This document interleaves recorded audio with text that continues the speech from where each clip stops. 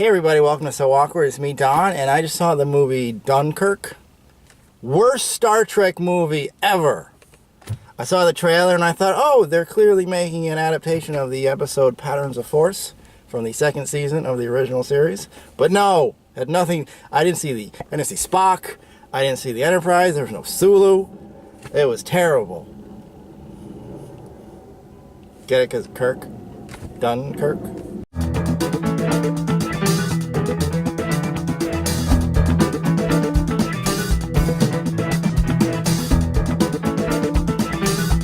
You're watching So Awkward. This is Freddy Krueger saying hi. But seriously, folks, I just saw Dunkirk, the World War II epic from director Christopher Nolan. About 2 months late? Better late than never, I guess. I wasn't even going to see this movie. When I saw the trailer, I thought it looked neat. It looks like a big visual spectacle, as all Christopher Nolan's films are. And I wasn't going to see it because I don't love the films of Christopher Nolan. I like them. I respect them. I think they have a lot going for them. I've seen probably all of them, maybe even all of them in the theater. But I don't know if I've ever rewatched any of them. Just because as visually beautiful as they are, as interesting as they are, as intricate as they are, they feel hollow to me, and they're all kind of boring and pretentious. I mean, what can you say about a director who takes Batman and made him boring? You made Batman boring. What's that line that everybody quotes, that everybody thinks is really smart, even though it's stupid? Something like, you either die a hero or you live to see yourself become the villain. Unless you're fucking Batman. Batman's a hero. It's a movie made by people who don't know what a hero is. And that's okay. But anyway. But then my sister Tanya told me I should see it. She just saw it yesterday. And she texted me and I said, oh, it looks boring. She said, no, go see it. So I went to see it. Tanya and I have very similar tastes in movies. We're both history buffs. World War II especially. We both love period piece movies. We love war movies especially. Anytime I see a trailer for some movie that nobody else is going to like, I always call her, hey, did you see the trailer for that movie about the Teapot Dome scandal? She's like, yeah, I'm in. Let's go see it. You know, directed by Oliver Stone. It's just called Teapot.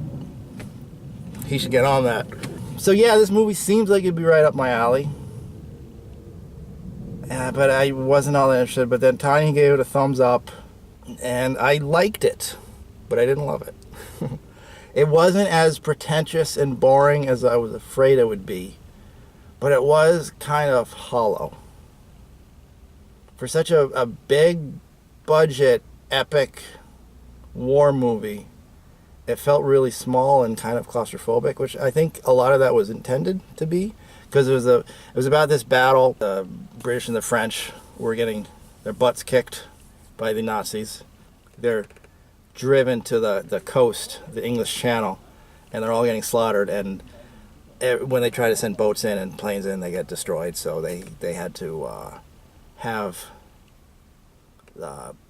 just regular folks in England send their little fishing boats and yachts in to pick them up, because the destroyers, big battleships, couldn't get close enough because of the tides or something. I don't know. Visually, it's Christopher Nolan, so it's beautiful. I saw it in IMAX. I should say that. I figured if I'm going to see it, I may as well see it. And I mean the fake IMAX. I didn't go to the Science Museum or the zoo, which is where they seem to have the real IMAXs. I went to AMC, where they have the slightly bigger than normal screen, and they call it IMAX, but it's not really IMAX. But it was still pretty cool and pretty big. And if you're going to see this movie, see it in the theater, see it in IMAX, because it's, I think I would have been more bored if I had just seen it on a smaller screen or on Blu-ray.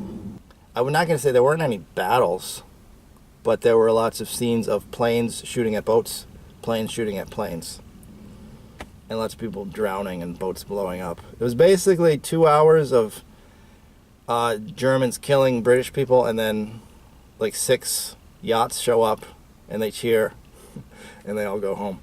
Apparently, yeah, the people of Dunkirk were saved by 6 ships and 1 plane.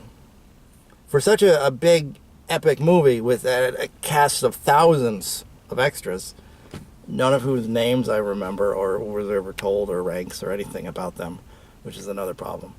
But yeah, they at the end when the fishermen come to pick up the people, there's like literally like 6 or 7 boats. And it's like you couldn't have like CG'd in a couple more. But it was entertaining, and it was really, as I said, it's a gorgeous movie. I just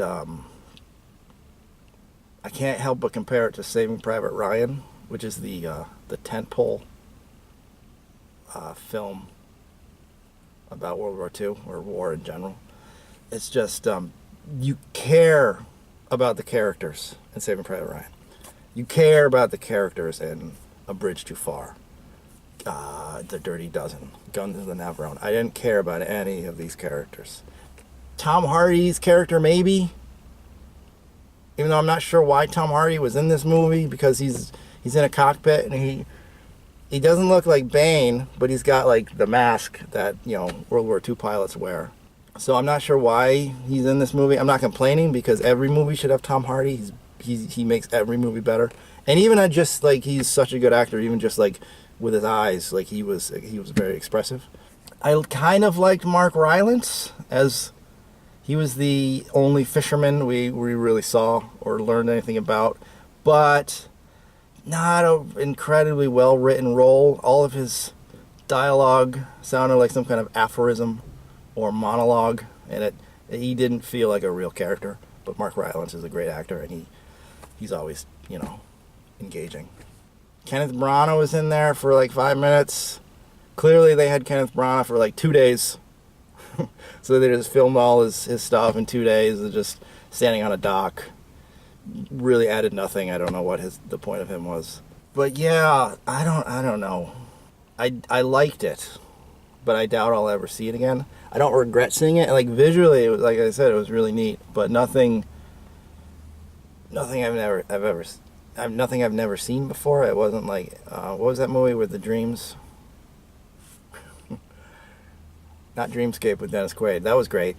Go watch Dreamscape. No, that movie, I want to call it Insurrection, but it wasn't. It was something like that. Indentification. What was that movie called? That one, like visually, that one had more going on, but it was also boring and pretentious and weird. What was that movie with the black holes and Matthew McConaughey? Interstellar. Oh, that was awful. This one wasn't awful. This might be Christopher Nolan's best movie. I did kind of like Batman Begins, and I liked the one with Bane. I hated that other one with the Joker, although Heath Ledger, rest in peace, he did great. I just think, like when the credits roll, it said written and directed by Christopher Nolan. I think Christopher Nolan is a phenomenally talented director. He's a genius. I think if he ever teams up with a genius writer, he'll make something truly amazing. I'm still waiting for him to really team up with a writer who just cares about characters, about creating likable, engaging characters, because I don't see any of those in any of his movies. Not even Batman. Even Batman was like a dick who wanted to quit being Batman in every scene. It's like, no, you're Batman. Everybody wants to be Batman.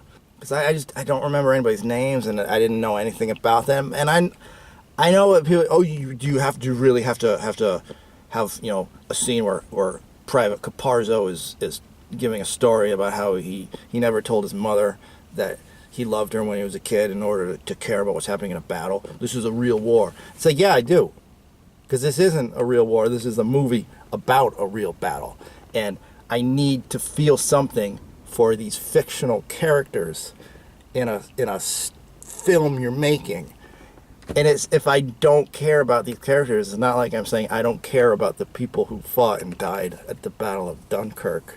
What I'm saying is I don't care about these fictional characters in this representation of an actual battle. I'm not angry with you, because you wouldn't say something that silly. Like, I remember the names of the characters from Saving Private Ryan, especially Private Ryan, Private James Ryan, James Patrick Ryan, something like that. I don't know. I don't remember. I think somebody's name was Richards. No, there's a kid named Richard. George. There was a kid named George. I think that was his name. I think that might be the only name I remember. Everybody else was just like, oh, all right, mate. Just, generic British movie soldiers. And they all did fine. I don't know. I just wanted more heart. I wanted more of a plot. I wanted more Hollywood. I guess. Maybe I wanted it to be dumber, but I don't think that's what I'm saying. What I'm saying is I think I wanted it to be more engaging and just to have a little less Nolan, a little more Roland. Is that an expression? But anyway, Tani says to go see it, so you should go see it. She knows what she's talking about, and it's worth seeing. It's a good film. It's over, and I might go home and watch Saving Private Ryan. In America, we learn about the American battles, the ones that we won. That's what Americans talk about. We don't talk about battles where the British got their butts kicked, unless it's the Revolutionary War or the War of 1812. The Battle of New Orleans. We like to talk about that one.